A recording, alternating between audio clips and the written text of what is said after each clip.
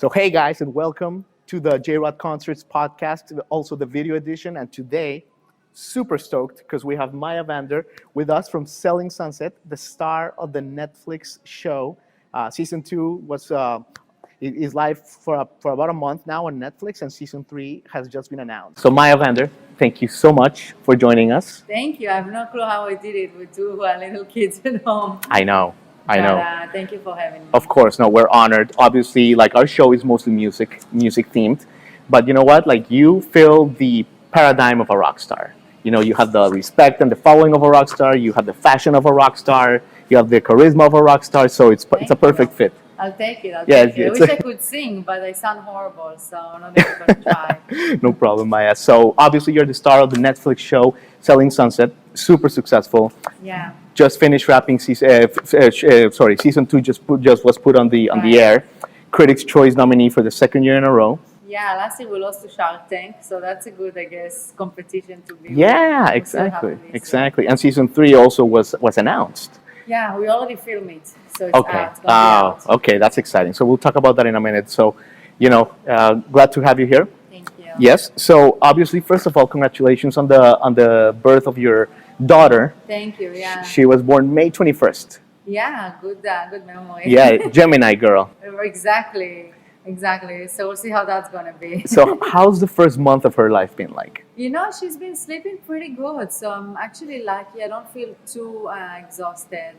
Yeah, she sleeps pretty much a lot. So okay, that's good. the 14-month-old son, he's the one who keeps me busy. He's running around. Oh my God, baby Aiden, huh? Yeah, basically, yeah. Yeah. Speaking of baby Aiden, his birth was notoriously and publicly challenging for you. You mentioned in the new season you had to take an epidural shot and a bunch of other things. How did the birth of completely night and day?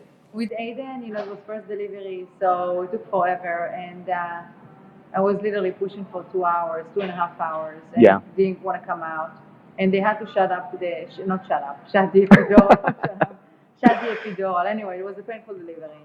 And with her, I guess the body knows what the body is doing, and it's so amazing. Amazing. So I literally pushed for 10 minutes, maybe 15, and she was out.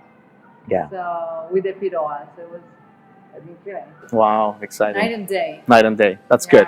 Good to hear. Yeah. And I want to ask you about 2020 because I saw in one of your Instagram posts you were in Bahamas, in Atlantis, and you put a caption like, all right, this year we're gonna be really busy. It's gonna be a great year. Some people got the post. Some people thought, okay, what it's gonna be, but I refer to the pregnancy announcement. Right. Okay, makes sense. But how has 2020 been for you, for Maya Vander? So unfortunately, we all watch the news, right? Mm-hmm. I mean, 2020 was.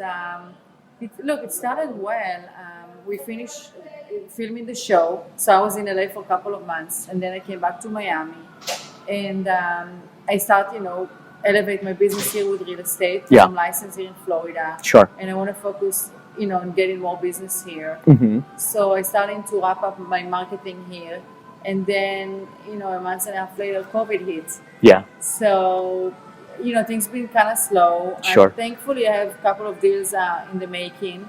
One is in Miami, another one in LA, actually. So I have to fly at some point for that. But, I think it's also a good time to just spend with your family and maybe take a break. And it's okay to not always be on the go. Yeah. Because I was on the go for a long time. So. Sure. When did you realize, like, oh my God, you looked at your husband and you said, honey, like, holy crap. Like, like when was this? Like in March or February? When did you realize it? Yeah. Yeah. So look, I flew to LA in February, end of February, and I was already like asking if she think I should travel with mask because people were talking about the virus, but it wasn't like, oh my God. And I was already like a little bit like worried about the virus. That was end of February. And then beginning of March, like maybe a week too later, I was like, yeah, this is not good. And then I guess 16 or whatever, 18, we all kind of like went into quarantine. Sure. That's when the government announced. Yeah. So yeah, I mean, unfortunately, 3 months later, we're still pretty much in the same situation. Maybe places are reopening, but it doesn't mean the virus is gone. Right. But I don't want to sound like Dr. Fauci now. But, people have to be careful. Yeah, definitely, Maya. great. As I talk to without a mask, but my mask is here somewhere. Yes, we promise Somehow we took directives maintaining before. Yeah, distance, absolutely. yeah. And Maya, let me ask you about your background a little bit. You were born in Israel. Yeah. Talk to me about like how did you grow up in a real estate family? Tell me about your parents. Yeah. How was your child?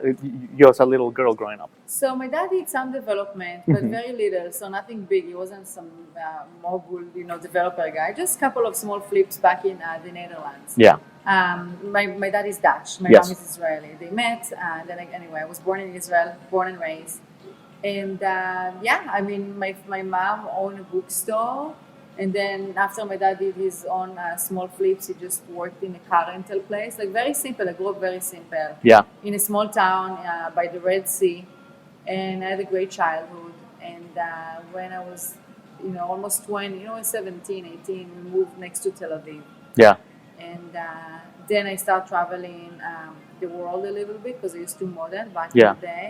You lived in the Netherlands. That was one of those I places. lived in the Netherlands, I lived in Spain, I lived in Singapore. Very cool. Then I came to the US and I was back and forth in the US and back to Europe, back to Israel. And then I... On the move. On the move until Yeah. I was, about 22. And then I kind of like 21, 22, I got my roots in Los Angeles. Yeah, that was 2002. Yeah, around 2002. 2002. Yeah, what are we now? 2020. Yeah, I want to say that around that time. That's amazing. 2002. And what brought you to LA? Like, what was the first driving force that brought you to the US for I want to be good? an actress. Okay. No, I'm kidding. No. Actually, no. Never No, I was dating a guy. So previous relationship brought me to the US. We were together and he was from LA. We met in Israel and... Okay, it's always a So guy. I moved for love and then love was over and then I'm like, okay, what do we do now? Oh my God, totally understand. And I want to talk about Selling Sunset in a minute, but also let me ask you one of your passions, which is Pilates. Yeah, I'm a certified Pilates instructor. And by the way, people think it's that easy. You actually have to take 450 hours to certify to teach Pilates because you deal with people with injuries. Yes. So when I moved to Miami, I wasn't sure how long it's going to take me to do real estate or something. Yeah. I need to have a backup because always have to have backups. Yeah. And I took my Pilates certification, but it took me 1 year to complete it. And in the meantime, I started selling real estate. So it's funny how actually Pilates took longer than When do you sleep? When do you sleep, Maya? Like, I do sleep. Trust me. It's unbelievable. That's great. I try to also squeeze cat nap if I can, but... That's great. Yeah. Okay, and when did you start doing Pilates? Like back in the day?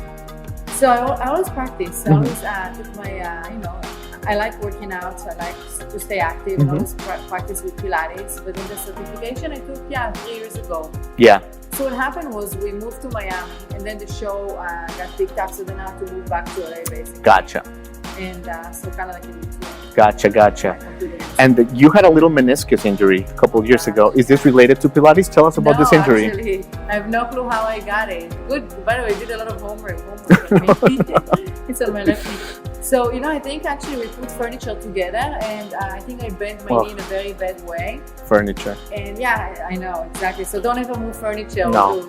I'll pay someone to do it. Yes. But somehow I think, so I felt the pain. And then I started my Pilates certification a few months after. So I know it wasn't Pilates, but I tried everything. I tried PT, I tried acupuncture, but I haven't get my surgery yet. Okay. And much better. You're much better now? Back to full? My TO, now I think my other knee is good. That's what happened when you get, to whatever, I'm 30 to 38. So I guess age and having kids, I think like literally everything is going to fall apart. So. Yeah, absolutely, Maya. So I want to ask you about Selling Sunset for a second. Of course, now. That's that. Selling, exactly. So first of all, how did the show start? You just mentioned that you go back, the show got picked up. Whose idea was it? And when did you start working with the Oppenheim twins and all that stuff? So I was the first girl at the Oppenheim Group. Okay. When Jason opened his office, and then he asked me if, what do we think if I have Heather coming in, and I didn't know much about Heather. So anyway, Heather was the second girl, then Christine, and Davina Kushel, myself, and Mary. So I was the first one. But the show started, the producer saw a billboard or an ad on the magazine of a few good, looking girls. Yeah. And the brothers, and then he's like, hey, that could be a good idea for a reality show. Interesting. And he pitched the show to Jason declined, and he pitched it again and was consistent. Because Jason's all business, right? Exactly. It's his own business, and he was worried about being on a show.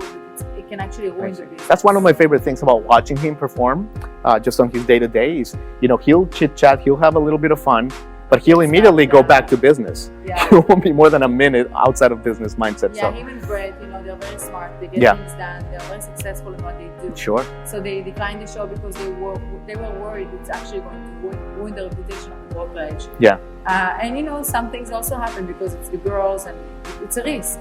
Yeah. But anyway, producer picked the show, and then eventually we shot a demo. Demo got picked up to pilot, and then the pilot to show by Netflix. Sure, Maya. It took 3 years. Yeah, 3 years, of course. Wow. And how does it feel like for those of us that haven't been in a reality show to have cameras following you around, recording you? Do they kind of like disappear after a while? Totally. Totally. My first scene in season 1, I was very nervous because I'm not, I did modeling a long time ago, but I'm doing real estate for 7 years now.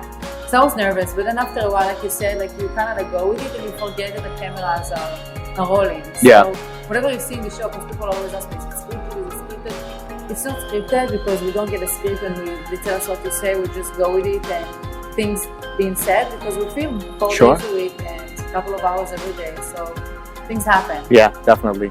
And season 2 has a lot of juice. We're not gonna get into it, but we love that you are like, we were talking off camera, that you are always like a steadying presence in the show.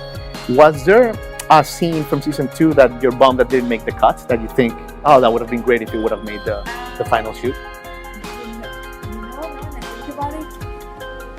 Season 2, not so much actually. Most of my scenes make it to the cut. Season 1, I had a couple of fun scenes that I think I wish they would make it to the cut. Yeah. But nothing was dramatic. I think it was more about real estate for me. Sure. I wish it would actually make it to the cut. Yeah. Real estate. Definitely. But real estate is boring. Everybody wants to see the stuff that's not related to real estate. I mean, those houses are beautiful, so that's never boring. But yeah. And speaking of real estate, Maya, how has the Corona situation affected, ultra high end real estate? Have you seen an effect? So, unfortunately, Corona hurt a lot of people. A lot of people lost their jobs, and obviously, we see the unemployment goes high and businesses are closing. But a lot of people also have money, especially in a city like LA or even Miami. You have a lot of international people coming here. Yeah. So whoever has the money actually find deals because I think it's a good time to buy. The interest rates are low. Sure. And sellers are maybe more motivated because they have the uncertainty of what's going to happen with the economy. So maybe you're going to see more price reductions. So I did still see transactions going. But again, it's hard to sell a house to someone with a virtual tool, right? Yeah. So in that aspect, it's 50-50. Like I'm selling now something pre-construction, so the guy didn't need to be in the place to see it. You just see the renderings and it's all good. So like my client, there are a lot of clients like that who are, just want to park their money somewhere and they believe real estate is a good investment. Definitely. Not just the stock market. Yeah, it can be an opportunity. Absolutely. Yeah. All right, I want to finish asking you some music questions, but one more Selling Sunset question. What can you tell us about season 3? I know there's grumblings that maybe you wanted to do your own brokerage. There's like rumors. Studying for my own brokerage, but now with 2 kids, it's like, okay, when am I going to get this What can done? you tell us about season 3? Yeah. So season 3, we're going to have a wedding. One of the girls is getting married, so Yeah. that's a positive thing. Unfortunately, we do have a divorce, which everybody saw on the teaser, so that's going to be, on that as well. We're going to have more real estate. And me debating, okay, what do I do? Obviously, my husband is in Miami. Now with the second kid, how much can I really bounce back and forth between LA? So me just debating if I should just focus on elevating my business and staying here in Miami more. Can't wait. Awesome. Yeah. We can't wait to see it. All right, so let's finish with some music questions and bring it up to theme, Maya. No, okay, what music do you listen to work out? Hip-hop. Hip-hop? Yeah. Okay. Like that gets you I pumped. know the words, I know everything, like old school. Oh, really? Oh, wow. Somehow, I grew up in Israel, but I grew up with hip-hop. That's cool. Okay, what song do you play after you close gigantic Sunset Place deal? One of these, like when you get into your car, after you're done celebrating, what music do you put? Hip-hop. Hip-hop? Okay. Oh, wow, there you go. Yeah, I like hip-hop. Do you like hip-hop? Look, I like also lounge, and I like light house music. Okay. That's when I search homes and send emails. That's like my lounge, thing. yeah. But when I drive and I work out, definitely. Huh, interesting. Yeah. What was your first concert ever? My first concert, I'm trying to think in Israel. Well, here, let me think about here. I went to Jarul concert Okay. in Ashanti. Cool. That counts. Yeah, so I went to that one. That's great. I went to U2. I saw that you did a picture for the U2 concert. Yeah, I love you too. Where did you see them? In LA? Yeah, no, here at the Hard Rock. At the Hard Rock. Yes. I Okay. went to the Luminaire. So you know what? Actually, Luminaires, I'm yeah. very diverse with music Yeah. because I love, let's say, the Luminaires. Yeah. I love house music and lounge. Then I love my hip hop. Yeah. So. You two played a famous show in Tel Aviv actually in '97. Oh, really? Yeah, that's one of those big legendary shows. Yeah. So interesting. Yeah. I'd love to go. Well, I went to Madonna concert. Mm-hmm. But she had her new albums, and I like the old school stuff. Yes. Like the ones from the 90s. Yeah, we can do a whole different episode just talking about Madonna and what she's going. I know. So, Oh, Maya, that's awesome. Well, Maya, look, you've been so generous with your time. This has been super fun. You. I mean, we learned so much about you.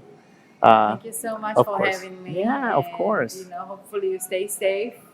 You too. And hopefully things will get back to normal. Yeah. And make sure to binge watch season 3. Yes, I mean, I think that's what people do. That's the thing. You click on the first one, and it's easy to watch. Netflix won't even let you think about it, and you're already watching 5, 6 episodes. Speaking of music, the music in the show is also very great. Very great. Yes, I agree. They did a great job. No, it's a A+ show. Yeah, thank you so much. Of course, Maya. So thank you. Stay safe and success with your family and with business. Thank you so much. Thank you. Thank Sure. you. So this has been the interview with Maya Vander. We thank all of you subscribers to the J-Rod Concerts podcast. We hope you enjoyed the content. If you feel free to subscribe and rate 5 stars. And make sure you watch Selling Sunset on Netflix. Season 2 is already out, and Season 1. And Season 3 is going to be coming out later this year. So make sure you follow Maya's adventures and her crew there in LA. And thank you for joining us.